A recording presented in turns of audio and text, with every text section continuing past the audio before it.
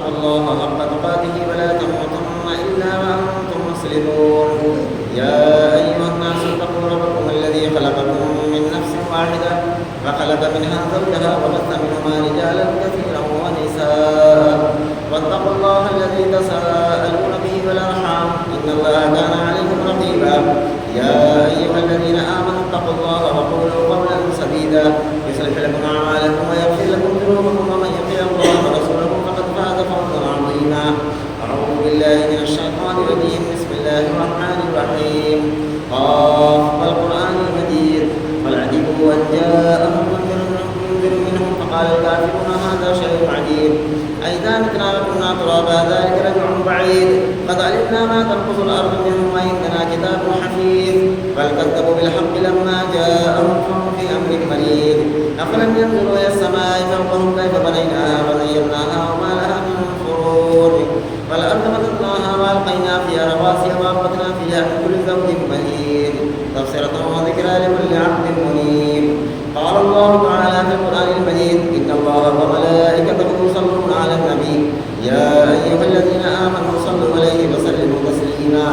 اللهم صل على محمد وعلى آل محمد كما صليت على إبراهيم وعلى آل إبراهيم إنك حميد مجيد. اللهم بارك على محمد وعلى آل محمد كما باركت على إبراهيم وعلى آل إبراهيم إنك حميد مجيد. خصوصا على أفضل البشر بعد الأنبياء بالتحقيق أمير المؤمنين أبي بكر الصديق وعلى الناطق بالصدق والصواب أمير المؤمنين عمر بن الخطاب وعلى كامل الحياء والإيمان أمير المؤمنين عثمان بن عفان وعلى غالب كل غالب أمير المؤمنين علي بن أبي طالب وعلى الإمامين الهمامين السعيدين الشهيدين أبي محمد الحسن وأبي عبد الله الحسين وعلى أمهما سيدة النساء فاطمة الزهراء وعلى أمه الشريفين المطهرين من الأدناس الحمد والعباس وعلى الستة الباقية من العشرة المبشرة وسائر الصحابة والتابعين رضوان الله تعالى عليهم أجمعين. اللهم اغفر للعباس وولده مغفرة ظاهرة وباطنة لا تغادر ذنبا. الله في أصحابي لا تتخذهم غرضا من بعدي فمن أحبهم فبيحب أحبهم ومن أبغضهم فبيبغض أبغضهم وخير أمتي قرني ثم الذين يلونهم ثم الذين يلونهم. اللهم أيد الإسلام وأنصاره وأذل الشرك وأشراره. بارك الله لنا ولكم في القرآن العظيم ونفعنا وإياكم بالآيات والذكر الحكيم إنه تعالى جواد كريم ملك بر رؤوف رحيم.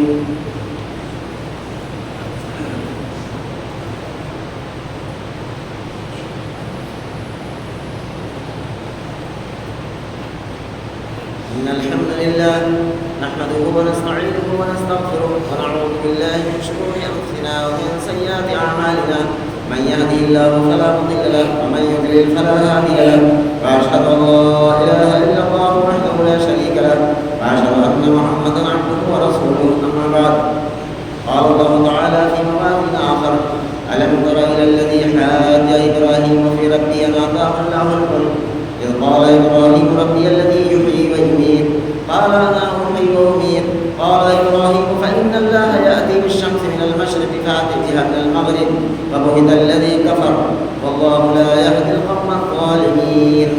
أو كالذي مر على قرية وهي خاوية على عروشها قال أنى يحيي هذه الله بعد موتها فأماته الله 100 عام ثم بعثه قال كم لبثت قال لبثت يوما أو بعض يوم قال بل لبثت 100 عام فانظر إلى طعامك وشرابك لم يتسنه وانظر إلى حمارك ولنجعلك آية للناس وانظر إلى العظام كيف ننشدها ثم نكسوها لحما فلما تبين له قال أعلم أن الله على كل شيء قدير. ہر قسم کی حمد و ثنا تعریف و توصیف بڑائی اور کبریائی لائق اور زیبا ہے صلی اللہ رب العالمین کے لیے جو ہم سب کا خالق و مالک ہے. درود و سلام کے پیش پہا نظرانے ذات مقدسہ مطہرہ پر جو ہم سب کے بیچ رشد و ہدایت بنا کر کے بھیجے گئے جن کا نام نامی اسم گرامی احمد مجتبیٰ محمد مصطفیٰ صلی اللہ علیہ وسلم. میرے بھائیوں اور بزرگوں ہم اور آپ جس شب و روز سے گزر رہے ہیں وہ بہت بابرکت اور بہت قیمتی ایام ہیں جن سے ہم اور آپ گزر رہے ہیں. اس میں پوری دنیا کا مسلمان حضرت ابراہیم علیہ السلام اور حضرت اسماعیل علیہ السلام کی یادگار منائی جاتی ہے اور لوگوں کے اندر یہ چیز تازہ ہو جاتی ہے ان دنوں کے اندر کہ کس طریقے سے حضرت ابراہیم علیہ السلام نے اپنے بیٹے حضرت اسماعیل علیہ السلام کو قربان کیا، اور وہ حضرت اسماعیل ایسی ہستی ہے کہ جن کے نسل در نسل سے اللہ رب العالمین نے ہم سب کے آقا جناب محمد رسول اللہ صلی اللہ علیہ وسلم کو مبعوث فرمایا۔ رسول اللہ صلی اللہ علیہ وسلم حضرت اسماعیل علیہ السلام کی اولاد میں سے تھے، وہی نسلوں میں سے تھے۔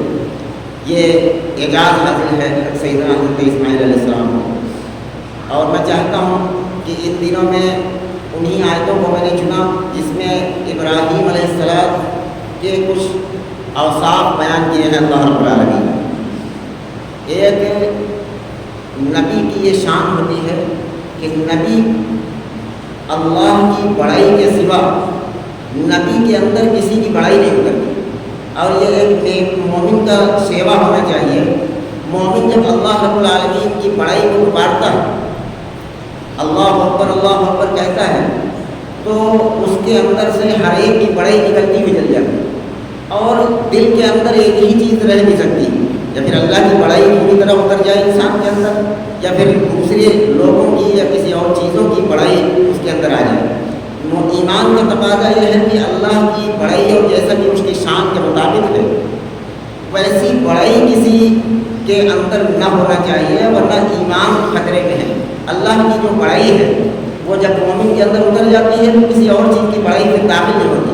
حضرت ابراہیم علیہ السلام اللہ نے ان کو اپنا خلیل کہا، ان کے اندر اللہ کی بڑائی جو اتری تو انہوں نے کسی کو بڑا نہیں مانا، یہاں تک کہ وقت کا جو بادشاہ تھا وہ کوئی چھوٹا موٹا بادشاہ نہیں تھا، یہ سب اپنے آپ کو خدا کہلانے والے بادشاہ، اور ان کی حکومت میں آدمی کانپتا تھا کہ کوئی شاہی فرمان جاری ہو جائے اور انہیں گردن اڑا دی جائے، اس کے سوا آدمی بچ نہیں سکتا تھا۔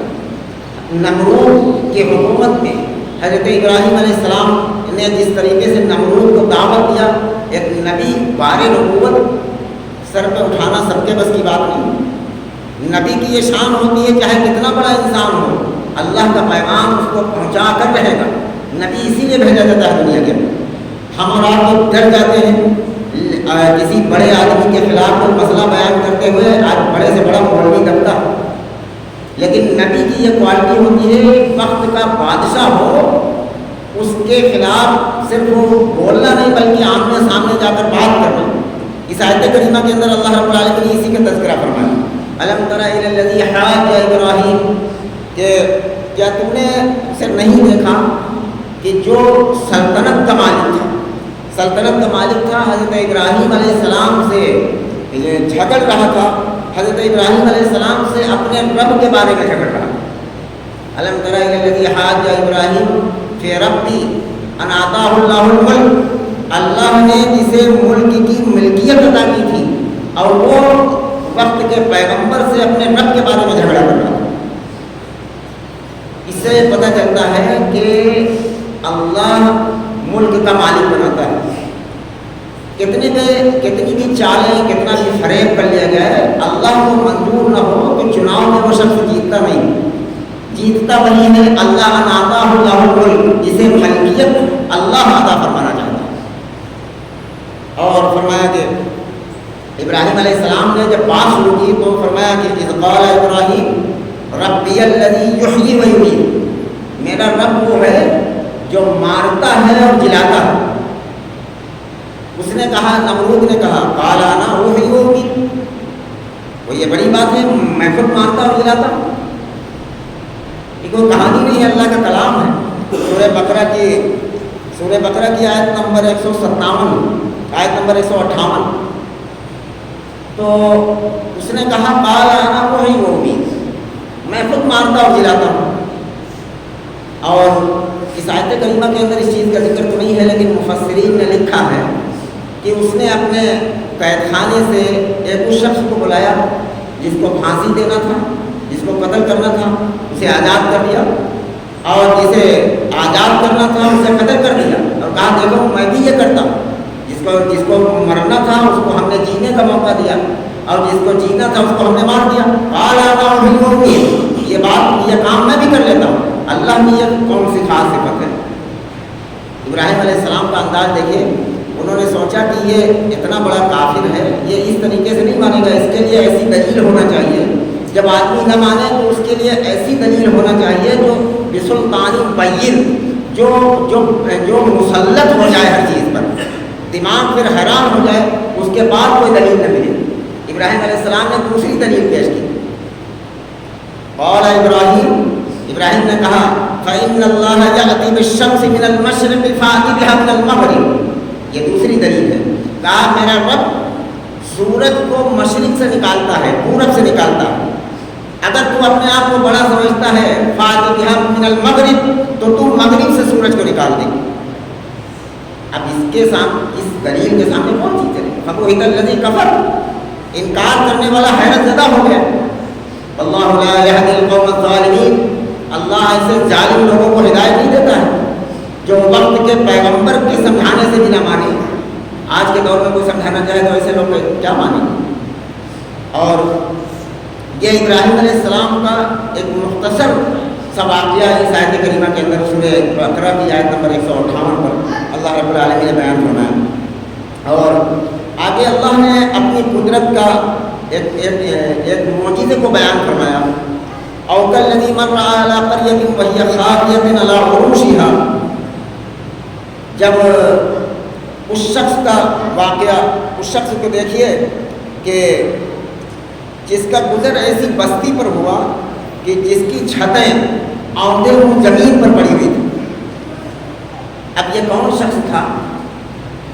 اس آیت کریمہ کے اندر اس شخص کا نام تو نہیں ہے، لیکن مفسرین نے احادیث کی کتابوں میں یہ ہے کہ یہ حضرت عزیر علیہ السلام، حضرت عزیر علیہ السلام تھے، جن کا ایک ایسی بستی سے گزر ہوا کہ وہاں ایسا زلزلہ اور طوفان آیا تھا کہ جو لوگوں کی چھتیں زمین پر پڑی ہوئی تھی اور لوگ ایسے دب کر مرے تھے کہ ان کی کھوپڑی کوئی جانور لیا جا رہا ہے اور ان کا ہاتھ دوسرا جانور دوسری جانب لیا جا رہا ہے، کسی کا پیر دوسرا جانور تیسری جانب لیا جا رہا ہے۔ اس طرح کے حالات کو دیکھا حضرت عزیر علیہ السلام نے، تو کہا کہ قال انا یحیی ھذہ اللہ بعد موتها، اللہ ان لوگوں کو زندہ کرے گا موت کے بعد۔ عقل حیران ہوئی حضرت عزیر علیہ السلام کی کہ ہاتھ کوئی جانور لے گیا ہے، پیر کوئی جانور لے گیا ہے، سر کوئی جانور لے گیا ہے، اب سب کی خوراک بن گئی، اللہ کیسے ان سب کی ہڈیوں کو اکٹھا کر کے دوبارہ زندہ کرے گا؟ تو اللہ کو دیکھیے یہ بات ایسی لگی کہ انہوں نے حضرت عزیر علیہ السلام ہی کو وہ کام کر کے دکھا دیا۔ جیسے ہی یہ سوچا قال انا یحیی ھذہ اللہ بعد موتها، موت کے بعد، اس طرح کی موت کے بعد کہ ہاتھ کہیں پیر کہیں سر کہیں، ایسی موت کے بعد اللہ کیسے ان کو زندہ کر کے حساب لے گا؟ تو اللہ نے انہی کو مردہ کر کے دکھایا۔ فاماتہ اللہ، اللہ نے حضرت عزیر علیہ السلام کو موت دے دی۔ فاماتہ اللہ مئۃ عام ثم بعثہ، 100 سال تک حضرت عزیر علیہ السلام مردہ پڑے رہے، موت طاری کر دی عزیر علیہ السلام پر، 100 سال تک زندہ مردہ پڑے رہے۔ اور اس کے بعد جب اللہ نے زندہ کیا تو کہا قال کم لبثت، کتنی دیر تم اس حال میں رہے؟ تو فرمایا قال لبثت یوما او بعض یوم، ایک دن یا ایک دن کا کچھ حصہ، ایک دن یا ایک دن سے، اس لیے کہ صبح کے ٹائم وہ شکار پر حضرت عزیر علیہ السلام نکلے تھے، ان کے پاس کھانا تھا، ان کے پاس خنجر تھا، بعض مفسرین سے گدھا بھی لکھا ہے، گدھا تھا یا خنجر تھا، اس پر کھانا بھی تھا، کھانا باندھ کے شکار کے لیے حضرت عزیر علیہ السلام نکلے تھے۔ تو صبح کا وقت تھا، اور جب اللہ نے 100 سال کے بعد زندہ کیا تو وہ عصر کا وقت تھا، تو انہیں لگا کہ اگر ایک دن سے زیادہ، اگر دوسرا دن شروع ہوا تو ایک دن سے زیادہ ہے، تو فرمایا کہ قال کم لبثت، کہا قال لبثت یوما او بعض یوم، ایک دن یا ایک دن کا کچھ حصہ ہم سوئے پڑے رہے اسی جگہ۔ اللہ نے فرمایا کہ ایسا نہیں ہے، قال بل لبثت مئۃ عام، تمہیں 100 سال تک ہم نے مردہ رکھا اور اپنی قدرت کی نشانی تم کو بنایا۔ اچھا دیکھیے فانظر الی طعامک، اپنے کھانے کی طرف دیکھو، جو کھانا لے کر تم چلے تھے تو کھانا تر و تازہ ہے، اللہ نے اپنی قدرت کا مظاہرہ اتنی زبردست طریقے پر کیا کہ 100 سال تک مردہ رکھا اور گھوڑا یا کھچر وہ ختم ہو گیا، اس کی تھوڑی سی ہڈیاں پڑی ہوئی تھی، کھوئی ہوئی ہڈیاں. 100 سال کا عرصہ کوئی معمولی عرصہ ہوگا، تھوڑی سی ہڈیاں پڑی ہوئی تھیں، اللہ نے نشانی باقی رکھی، لیکن کھانا تر و تازہ. اب 100 سال تک کھانا تازہ رکھنا یہ محض اللہ کی قدرت ہے، کوئی اور نہیں کر سکتا دنیا کے اندر. 100 سال تک کھانا. فانظر الی طعامک و شرابک، آپ اپنے کھانے کی طرف دیکھیں اور اپنے پینے کی چیزوں کی طرف دیکھیں. اور لم یتسنہ، خراب نہیں ہوا ہے، کھانا خراب اور پانی خراب نہیں ہوا 100 سال کے اندر. اور فرمایا کہ منظر الی حمارک، اپنے گدھے کی طرف دیکھو. تو دیکھا، گدھے کی طرف دیکھا تو ہڈیاں پڑی ہوئی تھی. اور اللہ نے فرمایا کہ منظر الی العظام، فرمایا کہ وَلِنَجْعَلَ آیَةً لِلنَّاسِ، ہم نے نشانی بنائی ہے. منظر الی العظام کیف ننشزها، کہ دیکھیے ہم ان ہڈیوں کو آپ دیکھیں، نظر کریں. اللہ نے دکھایا عزیر علیہ السلام کے کہ تم کو زندہ کرنے سے پہلے میں نے تمہارے کھانے کو تازہ رکھا. اب ایک کام ایسا کرتے ہیں جو تمہاری نظروں کے سامنے کرتے ہیں تاکہ تمہارے اندر یقین آ جائے. کہا کہ وانظر الی حمارک ولنجعل آیۃ للناس وانظر الی العظام کیف ننشزها، کیسے دیکھیے ہم اس کو زندہ کرتے ہیں. ثم نحشوها لحما، ان ہڈیوں پر ہم کیسے گوشت چڑھاتے ہیں. حضرت عزیر علیہ السلام اپنے گدھے کی ہڈیوں کو دیکھ رہے ہیں، ہڈیاں آپس میں ٹکرائی اور اس پر گوشت آیا اور وہ کھچر یا گدھا اٹھ کر کھڑا ہو گیا. عزیر علیہ السلام جب اپنی بستی کی طرف نکل کر گئے تو کافی بوڑھے لوگ جو تھے وہ حضرت عزیر علیہ السلام کو پہچانتے تھے. اس وقت 100 سال سے زیادہ آدمی جیتے تھے، لوگ زندہ رہتے تھے 100 سال سے زیادہ. تو جو بہت بوڑھے قسم کے لوگ تھے وہ پہچانتے تھے کہ یہ اللہ کے نبی حضرت عزیر علیہ السلام ہے. لیکن جو نئی نسل تھی وہ مغالطے میں ایسا پڑی کہ اس نے کہا کہ عزیر تم کو چھپا رہے، اصل بات تو نہیں بتا رہے، کچھ چھپا رہے. اللہ نے بیان فرمایا سورہ بقرہ ہی کے اندر کہ وقالت الیہود عزیر ابن اللہ وقالت النصارى المسیح ابن اللہ، کہ عزیر علیہ السلام کو یہودیوں نے اللہ کا بیٹا کہہ دیا اسی بات کی، اور عیسیٰ علیہ السلام کو عیسائیوں نے اللہ کا بیٹا کہہ دیا اسی بات سے کہ بغیر باپ کا پیدا ہوئے. تو جب کوئی اللہ کا معجزہ ہوتا ہے تو کچھ لوگوں کو ہدایت ملتی ہے تو کچھ اس سے گمراہ بھی ہو جاتے ہیں. اب ان کو ہدایت ملنے کے بجائے یہ لوگ اللہ کا پیغمبر اور نبی ماننے کے بجائے اللہ کا بیٹا انہوں نے کہنا شروع کیا. اور فرمایا کہ فلما تبین له قال اعلم ان اللہ علی کل شیء قدیر، کہ جب یہ سب ظاہر ہو چکا تو کہنے لگا کہ میں جانتا ہوں کہ اللہ تعالیٰ ہر چیز پر قادر. اور یہ تھی سورہ بقرہ کی آیت نمبر 159. اب آیت نمبر 160 پر پھر حضرت ابراہیم علیہ السلام کا ایک واقعہ اللہ رب العالمین نے بیان فرمایا. وَإِذْ قَالَ إِبْرَاهِيمُ رَبِّ أَرِنِي كَيْفَ تُحْيِي الْمَوْتَى، یہ نبیوں کا تذکرہ ہے کہ بعض چیزیں نبیوں کا دل بھی مطمئن نہیں ہوتا. اللہ رب العالمین ان کو دکھاتا ہے معجزہ اور ان کو کرشمہ دکھاتا ہے. حضرت ابراہیم علیہ السلام جنہوں نے خانہ کعبہ بنایا، پوری دنیا کا مسلمان اس کی زیارت کے لیے جاتا ہے، وہی حضرت ابراہیم علیہ السلام. اب ان کا دل ایسا ہوا وَإِذْ قَالَ إِبْرَاهِيمُ رَبِّ أَرِنِي كَيْفَ تُحْيِي الْمَوْتَى، ابراہیم علیہ السلام نے کہا کہ اے میرے رب، تو مردہ کرنے کے بعد کیسے زندہ کرتا ہے انسان، کیف تحیی الموتى. تو اللہ نے فرمایا قال اولم تؤمن، کیا تمہارا ایمان اس بات پر نہیں ہے؟ قال بلا، حضرت ابراہیم علیہ السلام نے کہا نہیں بالکل ہے ایمان. ولکن لیطمئن قلبی، میں چاہتا ہوں کہ میرے دل کو اطمینان کیسے حاصل ہو، مجھے میرا دل مطمئن کیسے ہو جائے کہ اللہ اس طریقے سے مرنے کے بعد زندہ کرتا ہے. تو اللہ نے فرمایا کہ قال فخذ اربعۃ من الطیر، اے ابراہیم 4 پرندے پالو، 4 چڑیاں پالو. تو اس میں بعض مفسرین نے لکھا ہے کہ ایک طوطا تھا، ایک مور تھا اور ایک کبوتر تھا، لیکن کسی چیز کا نام قرآن و حدیث کے اندر نہیں. وہ 4 پرندے کون تھے اللہ عالم. میں ایسی تفسیر ممبر رسول پر بیان کرنا بعید مناسب نہیں سمجھتا کہ اس کا کوئی اصل موضوع بنا.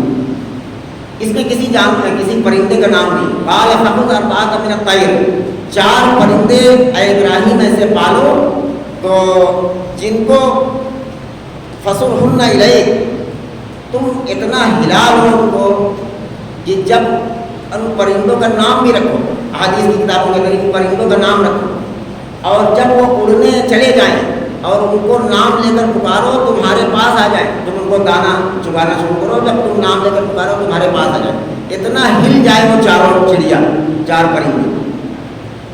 چنانچہ اللہ کے حکم کے مطابق حضرت ابراہیم علیہ السلام نے 4 چڑیوں کو پالا، پرندوں کو الگ الگ خاندان کے. مثال کے طور پر سمجھیے ایک طوطا تھا، ایک مینا تھا، ایک کبوتر تھا، یا جو اس طرح کے الگ الگ خاندان کی 4 چڑیاں پالا حضرت ابراہیم علیہ السلام نے. اور وہ اتنا ہلی کہ جب اڑنے چلی جاتی ہیں، جس چڑیا کا نام لے کر حضرت ابراہیم علیہ السلام بلاتے وہ چڑیا فوراً پاس حاضر ہو جاتی. اللہ کا حکم ہوا کہ ابراہیم ان 4 پرندوں کے ٹکڑے ٹکڑے کر ڈالو. فصرہن الیک ثم اجعل، جب ان کے ٹکڑے ٹکڑے کر ڈالو اور اس کے بعد ایک ایک ٹکڑا، ایک ایک لوتھڑا 4 پہاڑیوں کی چوٹیوں پر رکھو. وہ حضرت ابراہیم علیہ السلام ایسی جگہ پہنچے تھے جہاں 4 پہاڑی تھی قریب قریب. تو اللہ نے فرمایا کہ ان کو کیما کر ڈالو. ابراہیم علیہ السلام نے ان 4 پرندوں کو کا ایسا کیما بنایا کہ دنیا کا کوئی ڈاکٹر اس کیمے میں سے ریسا نہیں الگ کر سکتا تھا کہ یہ کبوتر کا ریسا ہے، یہ طوطے کا ہے، یہ مور کا ہے، کسی چیز کا الگ نہیں کر سکتے. اس طرح سے ٹوٹا اللہ کے حکم کے مطابق کہ بالکل ہر چیز کا ریسا بالکل ایک میں مل گیا. ان کو 4 لوتھڑے بنا کر حضرت ابراہیم علیہ السلام نے اپنے ارد گرد جو 4 پہاڑ تھے ان 4 پہاڑوں پر ایک ایک لوتھڑا رکھا. ثم نقصوها لحما، اس گوشت کو رکھا. فلما جب رکھا تو علی کل جبل منہن، ان 4 پہاڑوں پر رکھا حضرت ابراہیم علیہ السلام نے اس کے جز کو.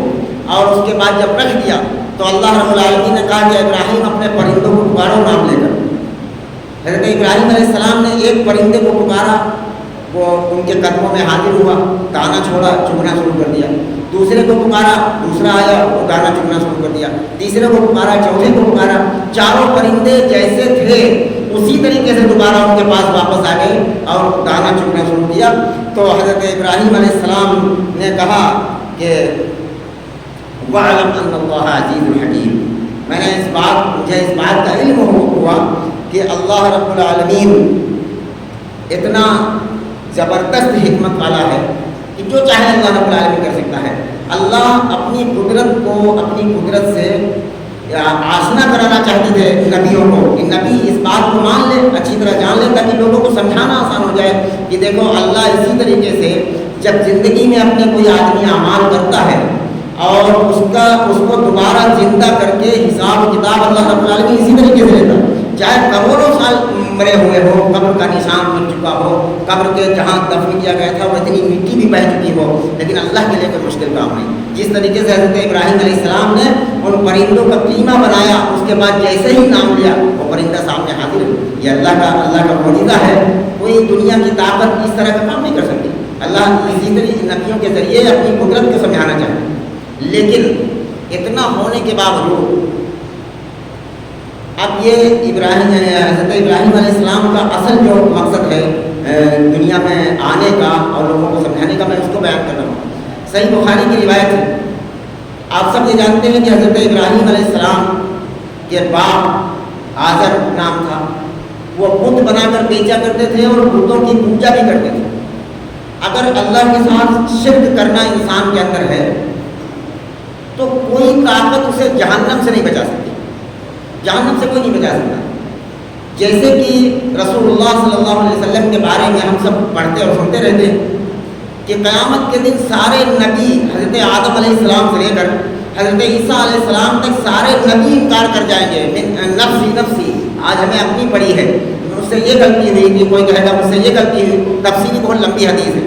اور آخر میں حضرت عیسیٰ علیہ السلام مشورہ دیں گے کہ آپ رسول اللہ صلی اللہ علیہ وسلم کے پاس جاؤ، آخری نبی کے پاس جاؤ، تمام امتیں جناب محمد رسول اللہ صلی اللہ علیہ وسلم کے پاس آئیں گی اور رسول اللہ صلی اللہ علیہ وسلم سجدے میں سر رکھ کر دعائیں مانگیں گے، لوگوں کی سفارش ہوگی، بخشش ہوگی ان کی وجہ سے، لیکن رسول اللہ صلی اللہ علیہ وسلم ایمان نہ ہونے کی وجہ سے اپنے سگے چچا کو نہیں بخش سکتے۔ چچا کا واقعہ صحیح مسلم کے اندر موجود ہے، ابو طالب کے آخری سانس تک رسول اللہ صلی اللہ علیہ وسلم نے کہا کہ میرے کان میں کہہ دیجیے کلمہ، تو کہا کیا فائدہ ہوگا بیٹا اسے، تو کہا اشہد لک بہا یوم القیامہ، اسی کلمے کی وجہ سے قیامت کے دن گواہی دوں گا۔ تو لوگ چڑھانے لگے حضرت وہ ابو طالب یہ بغیر ایمان کے مر گئے، اللہ کے ساتھ شرک کرتے کرتے مر گئے دنیا سے، اور رسول اللہ صلی اللہ علیہ وسلم نے ان کو گاڑنے کا حکم دیا، نہ تو نماز جنازہ پڑھی اور نہ تو قبر کھودی گئی، گڑھا کھود کر گاڑ دیا گیا۔ جو لوگ گاڑنے گئے تھے رسول اللہ صلی اللہ علیہ وسلم، صحیح مسلم کی حدیث ہے، آپ صلی اللہ علیہ وسلم نے کہا کہ وہ سے لوگ تم غسل کرو، کیونکہ مشرک انما المشرکون نجس فلا یقربوا المسجد الحرام، مشرک اتنا نجس ہے کہ اسے مسجد حرام سے دور رکھنے کا حکم دیا گیا۔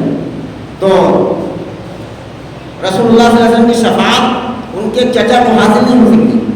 اسی طریقے سے حضرت ابراہیم علیہ السلام وہ اللہ کا نبی ہے کہ جس کی اللہ کا حکم آیا آگ میں ڈال دیا گیا، تو آگ میں ڈالنا حضرت ابراہیم علیہ السلام نے منظور کیا، اور 85 سال تک بیٹا نہیں ہوا، اسی حال پر اللہ کی رضا کے لیے ڈٹے رہے، اور جب بیٹا 13 سال کا ہو گیا اسے قربان کرنے کے لیے کہا گیا تو قربان کیا۔ بیٹا جب دودھ پیتا تھا تو کہا گیا چٹیل میدان میں چھوڑاؤ، پچھلے خطبے میں نے ان تمام واقعات کو بیان کیا، چٹیل میدان میں چھوڑا ہے، یہاں تک کہ حضرت ابراہیم علیہ السلام اور ان کے بیٹے حضرت اسماعیل علیہ السلام وَإِذْ يَرْفَعُ إِبْرَاهِيمُ الْقَوَاعِدَ مِنَ الْبَيْتِ وَإِسْمَاعِيلُ، کہ ابراہیم اور اسماعیل دونوں خانہ کعبہ بنا رہے تھے، اور بناتے وقت تکبر اور گھمنڈ نہیں تھا۔ ایک مسجد آدمی بناتا ہے تو اس کے اندر تکبر اور گھمنڈ آ جاتا ہے، لیکن حضرت ابراہیم علیہ السلام یہ نہیں کہتے تھے وَإِذْ يَرْفَعُ إِبْرَاهِيمُ الْقَوَاعِدَ مِنَ الْبَيْتِ وَإِسْمَاعِيلُ رَبَّنَا تَقَبَّلْ مِنَّا إِنَّكَ أَنْتَ السَّمِيعُ الْعَلِيمُ، اے میرے رب اسے قبول فرما جو میں محنت کر رہا ہوں، اللہ کی مسجد بنا رہا ہوں۔ تو خانہ کعبہ بنانے والا ابراہیم اپنے باپ کو جہنم سے نہیں بچا سکتا، بیٹے کے حلق پر چھری چلا دینے والا ابراہیم اپنے باپ کو نہیں بچا سکتا۔ یہاں تک کہ رسول اللہ صلی اللہ علیہ وسلم نے اس کو بیان فرمایا، صحیح بخاری کی روایت ہے کہ جب قیامت کے دن جب ابراہیم علیہ السلام کے سامنے آزر آئیں گے، ان کے باپ بال بکھرائے ہوئے، روتے بلکتے ہوئے، اور کہیں گے کہ بیٹا دنیا کے اندر تو کہتا تھا کہ مجھے اللہ کا نبی مان لے، میں نے نہیں مانا، میرے اوپر بہت سخت عذاب ہو رہا ہے، اب میں آج گواہی دیتا ہوں کہ تو اللہ کا نبی ہے۔ حضرت ابراہیم علیہ السلام کہیں گے کہ ابا جان یہ کام دنیا کے اندر ہو سکتا تھا، اب نہیں ہو سکتا، اب تو یہاں پر جزا اور سزا ملنے کا دن ہے، مالکی یوم الدین آج اپنے انصاف کرنے پر تلا ہوا ہے، آج انصاف کا دن ہے، آج ایمان لانے اور نہ لانے کا دن نہیں۔ یہاں تک کہ ابراہیم علیہ السلام کہیں گے کہ اے اللہ تو نے وعدہ کیا تھا کہ میں پوری کائنات کے سامنے تمہیں ذلیل اور رسوا نہیں کروں گا، ایک وعدہ یاد دلائیں گے اللہ ابراہیم علیہ السلام اپنے رب کو کہ اللہ تم نے وعدہ کیا تھا کہ میں ذلیل اور رسوا نہیں کروں گا تمام مخلوق کے سامنے۔ تو کچھ دیر کے بعد آدر نہیں نظر آئیں گے، اور اس کے بعد میں لوگ کہیں گے کہ فرشتے عرض کریں گے اے اللہ کے خلیل، اللہ کے نبی اپنے پیر کی طرف دیکھو۔ جب پیر کی طرف ابراہیم علیہ السلام دیکھیں گے تو پیر میں بجو لپٹا ہوا، بجو، اور اس کے بعد وہ فرشتے اس بجو کو حضرت ابراہیم علیہ السلام کے پیر سے چھڑا کر جہنم کے اندر پھینک دیں۔ صحابہ کرام نے پوچھا یا رسول اللہ جب ابراہیم علیہ السلام کے پیر سے بجو پھینکا جائے گا جہنم میں، وہ بجو کیا ہے؟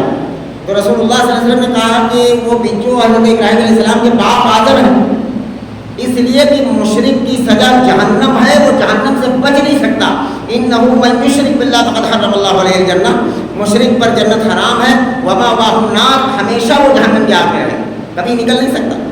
اگر اللہ کے ساتھ شرک کرتے ہوئے مرا ہے انسان تو جہنم میں ڈال دیا۔ اللہ نے صرف اتنی رعایت کی، خانہ کعبہ بنانے والا ابراہیم قیامت کے دن رسوا نہ ہو تو اس کا باپ جہنم کے اندر جا رہا، اللہ نے شکل بدل دی، بجائے انسان کی شکل کے بچوں کی شکل میں ان کو جہنم کے اندر ڈالا گیا۔ ابراہیم کا باپ اگر شرک کرنے کی وجہ سے جنت میں نہیں جا سکتا، بچ نہیں سکتا، اور ابراہیم علیہ السلام ایسے پیغمبر ہیں کہ جن کا قرآن کے اندر تذکرہ بھرا پڑا ہے۔ اگر ابراہیم علیہ السلام کا میں واقعہ بیان کروں پورا سال بیان کروں گا، اتنا قرآن مجید کے اندر بھرا پڑا، لیکن اس کے باوجود شرک پر مرنے والے اپنے سگے باپ کو حضرت ابراہیم علیہ السلام بخشوا نہیں سکتے، جنت نہیں لے جا سکتے۔ اللہ کا قانون ہے، وہ قانون کے خلاف لا تبدیل لکلمات اللہ، اللہ اپنے کلام کو بدلتا نہیں ہے۔ بعض لوگ شیطان ذہن میں یہ چیز پیدا کرتا ہے کہ جو کر رہے ہو ٹھیک ہے، اللہ ہی جانے، پتہ نہیں جنت کی جہنم اللہ ہی بہتر جانے، کیا کہا جائے۔ اللہ بہتر نہیں، اللہ نے جو کچھ بھی اس کتاب کے اندر قرآن مجید کے اندر اتارا ہے، اللہ نے اس کی قسم کھائی اور فرمایا کہ لا تبدیل لکلمات اللہ، جتنی باتیں اس کتاب کے اندر کہہ دی گئی ہیں اس میں ایک نقطہ بدل نہیں سکتا، اللہ اپنے بات سے واپس نہیں آ سکتا۔ اللہ نے قرآن کے اندر فرمایا کہ مشرک کو جہنم کے اندر ہم ڈالیں گے، شرک کرتے ہوئے اگر آدمی مرا تو وہ جہنم کے اندر جائے گا، وما واہ النار، ہمیشہ جہنم کے اندر رہے گا۔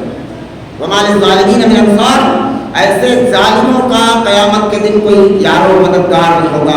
حضرت ابراہیم علیہ السلام کی زندگی کا یہ اہم پہلو ہے جس کو آج کے خطبے میں نے بیان کرنے کی کوشش کی۔ یہ زندگی کا ایسا پہلو ہے کہ اس کے ذریعے پوری انسانیت کو ہدایت مل سکتی ہے، اس کے ذریعے سبق مل سکتا ہے کہ جب ابراہیم علیہ السلام اللہ کے اتنے فرما بردار مفتی اور فرما بردار بندے کہ بڑے سے بڑا حکم آیا، بیوی کو چھوڑنا پڑا، بچے کو چھوڑنا پڑا، آگ میں جانا پڑا، قربان کرنا پڑا اور ساری چیزیں جہاں خانہ کعبہ بنانا پڑا، جو کچھ بھی کرنے کا وقت آیا حضرت ابراہیم علیہ السلام نے اپنے رب کا حکم نہیں ڈالا، لیکن اللہ ان کے کہنے سے ایک مشرک باپ کو جنت کے اندر نہیں کہہ سکتا۔ اللہ اپنے کلمات نہیں بدلتا، اللہ نے کہہ دیا کہ مشرک کو ہم جہنم کے اندر ڈالیں گے، جنت میں نہیں جا سکتا۔ رسول اللہ صلی اللہ علیہ وسلم کے چچا کتنی محبت کرتے تھے رسول اللہ صلی اللہ علیہ وسلم، بچپن سے 48 سال کی عمر تک کفالت کی ہے ابو طالب۔ باپ کا انتقال ہو گیا تھا جب آپ صلی اللہ علیہ وسلم پیدا ہوئے تھے، چچا ہی نے پالا، 40 سال تک آپ نے نبوت کا اعلان نہیں کیا، اس وقت تک کفالت کی، اور اسی طریقے سے دور نبوت کے اندر بھی 8 سال حضرت ابو طالب کے ساتھ میں رہے، لیکن یہ کلمے کا انکار کرنے کی وجہ سے، لا الہ الا اللہ نہ ماننے کی وجہ سے اللہ کے حبیب رحمت دو عالم صلی اللہ علیہ وسلم جن کی شفاعت بڑے سے بڑے گناہگاروں کو اللہ انشاءاللہ نصیب ہوگی، ہم جیسے لوگوں کو، لیکن اس سگے چچا جو پالنے والا، گود میں کھلانے والا نبی، اس کو جہنم سے نہیں بچایا جا سکتا۔ اللہ کا قانون اپنی جگہ پر اتنا اٹل ہے کہ اس حال میں مرا، اور یہاں تک رسول اللہ صلی اللہ علیہ وسلم نے فرمایا کہ کل امت شفاعتہم یوم القیامہ، میں اپنی امت کے ہر اس شخص کی سفارش کروں گا، من مات لا یشرک باللہ، صحیح مسلم کتاب الایمان کے اندر یہ حدیث موجود ہے، من مات لا یشرک باللہ، جو اس حال میں مرا ہے کہ اللہ کے ساتھ شرک نہ کرتا ہو، میں اپنے ایسے تمام امتیوں کی سفارش کروں گا، اور رسول اللہ صلی اللہ علیہ وسلم کی سفارش اللہ رب العالمین قبول فرمائے گا۔ اور دنیا آخرت کے اندر کوئی اور ہستی نہیں ہے، آدم علیہ السلام سفارش نہیں کر سکیں گے، انکار کریں گے، موسیٰ علیہ السلام انکار کریں گے، عیسیٰ علیہ السلام انکار کریں گے، ابراہیم علیہ السلام انکار کریں گے، کوئی نبی بھی سفارش نہیں کر سکتا۔ یہاں آدمی پیروں کے پیچھے لگا ہوا ہے اور کہتا ہے ان کے مرید بن جاؤ بس بخشش ہو جائے گی۔ نبیوں کا حال یہ ہے، احادیث کے اندر محمد رسول اللہ نے بیان فرمایا خود کہ کوئی نبی بھی سفارش نہیں کرے گا، انکار کر دے گا۔ حضرت ابراہیم علیہ السلام، آدم علیہ السلام سے لے کر عیسیٰ علیہ السلام تک سب کے سب انکار کر دیں گے کہ مجھ سے یہ خطا ہوئی، مجھ سے یہ خطا ہوئی، میں اللہ کے سامنے کچھ نہیں کر سکتا۔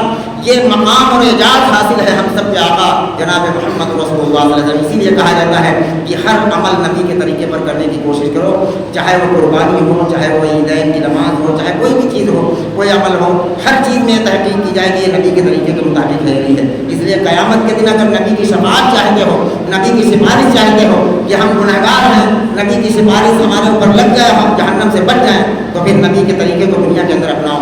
اللہ رب العالمین سے دعا ہے کہ جو باتیں کہیں سنی گئی اللہ ہم سب کو اس پر عمل کی توفیق عطا فرما دے۔ یا رب العالمین ہم سب کو جب تک زندہ رکھے اسلام پر، جب موت دیجیے تو ایمان پر خاتمہ نصیب فرما۔ یا رب العالمین ہم سب کو اپنی اور اپنے رسول کی سچی پکی محبت نصیب فرما، اپنی اور اپنے نبی کی سچی پکی اطاعت نصیب فرما، اپنے نبی کی سچی پیروی نصیب فرما، باطل اطاعت و اتباع سے اللہ ہم سب کی حفاظت فرما، شیطان کے فریب سے امت کی حفاظت فرما، لوگوں کے فریب سے امت کی حفاظت فرما۔ یا رب العالمین ہمیں جو اس عین سے پریشان ہے اللہ سب کی پریشانی کو دور فرما دیجیے۔ یا رب العالمین ہمیں جو بیمار ہیں، بیماری میں مبتلا ہے اللہ، مختلف قسم کی بیماریوں سے ہم سب کی حفاظت فرما، جو بیمار ہیں گھروں میں اسپتالوں میں سب کو شفاء کلی نصیب فرما۔ یا رب العالمین اپنے کرم سے ہم سب کی جائز تمناؤں جائز مرادوں کو پوری فرما دیجیے۔ وصلی اللہ وسلم عباد اللہ رحمہ اللہ